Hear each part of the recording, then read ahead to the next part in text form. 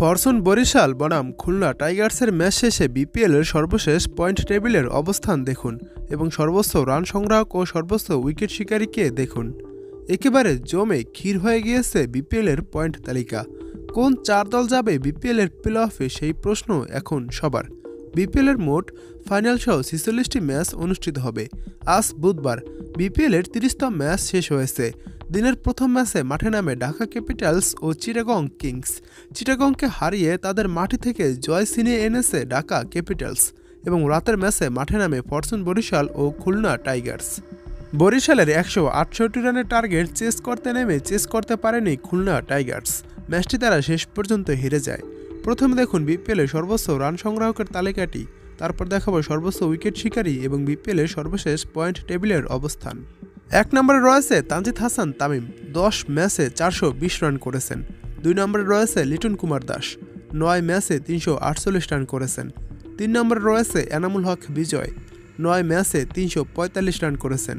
৪ নম্বরে রয়েছে Graham clerk, ৮ ম্যাচে ৩৩৫ রান করেছেন এবং ৫ নম্বরে রয়েছে জাকির হাসান, ৮ ম্যাচে ২৯৮ রান করেছেন তিনি। এবার দেখুন বিপিএলের উইকেট শিকারী তালিকাটি।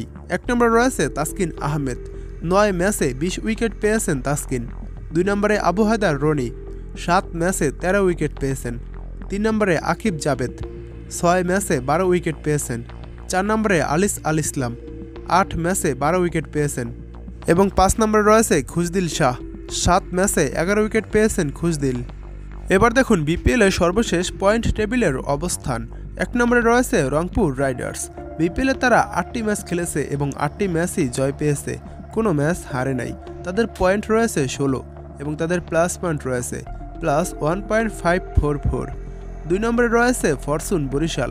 বিপিএলে তারা ৮টি ম্যাচ খেলেছে, তার ভিতর ৬টি ম্যাচে জয় পেয়েছে এবং ২টি ম্যাচ হেরেছে। ফরচুন বরিশালের পয়েন্ট ১২, তাদের প্লাস পয়েন্ট রয়েছে +1.230 এবং ৩ নম্বরে রয়েছে চিটাগং কিংস। বিপিএলে তারা ৯টি ম্যাচ খেলেছে, তার ভিতর ৫টি ম্যাচে জয় পেয়েছে এবং ৪টি ম্যাচ হেরেছে। চিটাগং কিংসের পয়েন্ট ১০, তাদের প্লাস পয়েন্ট রয়েছে +0.045 এবং ৪ নম্বরে রয়েছে ঢাকা ক্যাপিটালস। ঢাকা ক্যাপিটালস বিপিএলে 10টি ম্যাচ খেলেছে, তার ভিতর ৩টি ম্যাচে জয় পেয়েছে এবং ৭টি ম্যাচ হেরেছে। ঢাকা ক্যাপিটালসের পয়েন্ট রয়েছে ৬, তাদের মাইনাস পয়েন্ট রয়েছে -0.156 এবং ৫ নম্বরে রয়েছে খুলনা টাইগার্স। খুলনা টাইগার্স বিপিএলে ৮টি ম্যাচ খেলেছে, তার ভিতর ৩টি ম্যাচে জয় পেয়েছে এবং ৫টি ম্যাচ হেরেছে। খুলনা টাইগার্সের পয়েন্ট ৬, তাদের মাইনাস পয়েন্ট রয়েছে -0.269। ৬ নম্বরে রয়েছে দুর্বার রাজশাহী। বিপিএলে তারা ৯টি ম্যাচ খেলেছে, তার ভিতর ৩টি ম্যাচে জয় পেয়েছে এবং ৬টি ম্যাচ হেরেছে।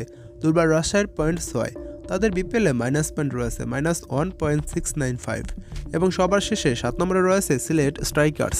তারা বিপিএলে ৮টি ম্যাচ খেলেছে, তার ভিতর মাত্র ২টি ম্যাচে জয় পেয়েছে এবং ৬টি ম্যাচ হেরেছে।